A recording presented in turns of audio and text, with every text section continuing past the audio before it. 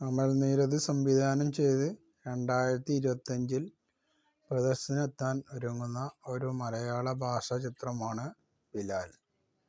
അമൽ നീരദ് സംവിധാനം ചെയ്യുന്ന ഈ ചിത്രത്തിൽ മമ്മൂട്ടിയാണ് നായകൻ. 2007-ൽ റിലീസ് ചെയ്ത ബിഗ് ബി എന്ന ചിത്രത്തിൻ്റെ രണ്ടാം ഭാഗമാണിത്. മമ്മൂട്ടിയെ കൂടാതെ ബാല, മമത മോഹൻദാസ് തുടങ്ങിയവരും പ്രധാന വേഷങ്ങൾ കൈകാര്യം ചെയ്യുന്നു.